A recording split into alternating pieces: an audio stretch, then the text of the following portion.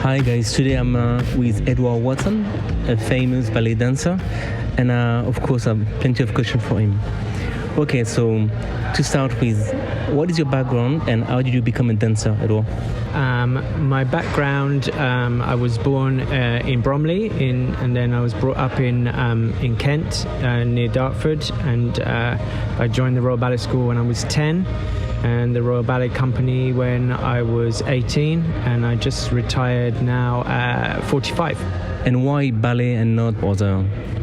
I'm not really sure why. I think I have a twin sister, and when we were kids, we did everything together. And we were always dancing around the living room with music on, or if it was on the TV. And I think my parents thought, oh, we should channel that energy somewhere. And then it was just the thing that stuck. So it was a bit of a strange way in. I'd never seen a ballet, but I'd always done it. So it wasn't like being inspired by seeing something and saying, I want to do that. It's just something that I always did anyway. So there was never a big question or moment of like, that's the thing for me. It was natural. Yeah, in French we'll say coup de foudre, like it just happened in a... It's cool. What are you doing now with your career? So I just retired at the end of October from being a full-time principal with the Royal Ballet, and now I am a coach. I coach the other principal dancers in the roles that I used to do and other roles that I never did. So my focus is now on bringing out the best in other dancers. So yeah, it's a change, but I still dance a bit myself. If the right project is there, I just made a short film, so I've done a little bit of acting. So I haven't cut the artistic side off my life, but my main focus is helping other people. Yeah, it's a kind of continuous new career. It's a natural kind of progression, and I'm lucky that I got the position there with the Royal Ballet because I work with fantastic dancers, and so yeah, it was a good move. Feels like a good move. So now, how do you train as a ballet dancer? I mean, schedule, exercise, diet-wise. As a professional, so the schedule over there is everybody does ballet class together at 10:30 in the morning. We finish like 11:45, and then we rehearse everything that's in the repertoire, all the ballets coming up from 12 until 5:30. If we have a performance, then the performance is at 7:30. And the days with no performances, we continue rehearsing till 6:30. So you have it's a long day. Sometimes you don't always work that time. You could just work 2 hours, have a break, and then work another 2 hours. But often, as a principal, I found myself working on 4, sometimes 5 ballets at the same time. So it's intense. It's not just physically, but mentally. You're learning new material. You're trying to maintain the steps. You're trying to maintain the corrections from your coaches from the day before. So it's also how we're trained as kids to do that. So that's how we're brought up. So it's only when you stop you realize, oh, that's a lot. I completely agree with that. Probably when you stop, then you realize what you did achieve or did. When you're in the middle of it all, you don't think too much. You don't have time to think, but also it's your focus and it's your passion, and it's also your job. So how much sleep do you get, and do you have physical therapy, massage, etc.? Well, I never sleep very well. I've never really slept very well. I'm happy if I have 5 hours. I think it's going back to what we were saying. It's the way my brain works. I'm always thinking of the steps. I've got 500 steps in my head, trying to remember them for the next day. I've got the music playing from the ballets in my head. It always takes me a while to sleep, and so I think I've just got used to managing on 5-6 hours. Physical therapy, I mean, I never used to too much until I had an injury or a problem. If I was looking after an injury, still dancing, so I'm still performing, still rehearsing, but we always have little things that hurts, so I would have physio to look after those things.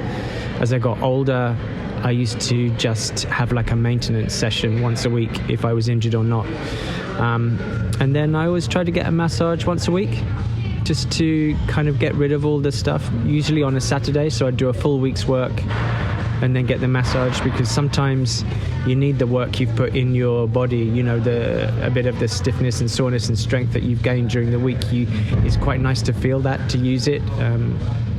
You don't have too much time between performances. No, sometimes if you have 8 performances in the week, it's every day, and sometimes 2 a day. So that recovery time is quite difficult to manage. It's learning when to push, when to rest, because we're different from, say, a West End show where they do the same show every night. Yeah. And we'll do Swan Lake on Monday night. Tuesday morning we'll come in and we'll start rehearsing for a brand new ballet that's coming up, and Nutcracker or Sleeping Beauty that's coming in. So we'll rehearse those 3 things, and then in the evening do Swan Lake again. So we're always managing and juggling different repertoire, different ballets, different styles of stuff. That takes a different toll on your body as well. That's good. Tiring, but at the same time, you never can really sleep and get bored. Yeah, exactly. What is a typical career for a ballet dancer? At what age do ballet dancer typically retire? I think the typical age is changing all the time. I mean, I used to, when I first started at 18, I thought I would retire at 30, 35. I ended up retiring at 45. For lots of reasons, injuries, and then recovering from injuries and wanting to finish healthy and on top of my game. But I think 40-something is normal. In the Paris Opera Ballet, they are sort of required to retire at 42, which seems like a good kind of general age for somebody at that level. And for people who listen to this podcast and don't know much about ballet, 45 is quite amazing age to go on. So it's basically dead, yeah. Do men train differently to women? We all train in the same technique, so we will all do class together, ballet class together. The technique at the bar in the center is the same. Men will push more jumps because we have in the movements that we're asked to do, there's more jumping, there's often more turning, and women have the added thing of point shoes, point work, so they will push that in the training. Also, we have to work in the gym because we have to lift them, and that's not just technical things, it's strength as well. So yeah, we have that. And we will get to the fitness point, of course. But just before, what injury do you face, and what are the common challenges dancers face? I think dancers face lots of injuries just from the extremity of what we're being asked to do, often the speed and control of what we're being asked to do. And with more modern choreography coming in, you're required to take more risks physically. My main injuries have always been ankle and feet things from landings, and I've ruptured a bicep tendon in my shoulder.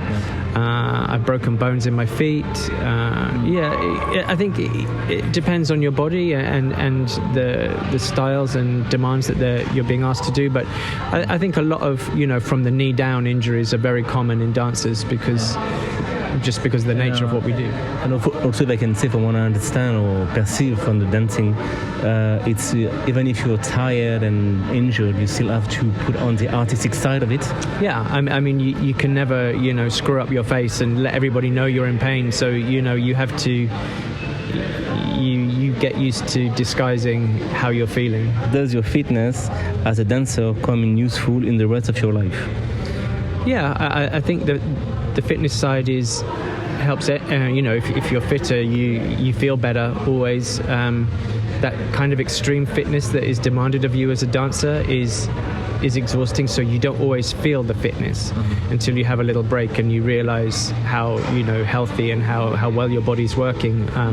Since I've retired, I'm quite enjoying being fit and healthy and still training, but without the extremity of pushing myself to maximum limits and beyond. I was always the kind of dancer person that if someone said do 10 of those, I would do 20. Someone say do that for half an hour, I'd do it for an hour. And I think that's the nature of a lot of dancers, is we're brought up to want to please someone, to do better, to constantly be better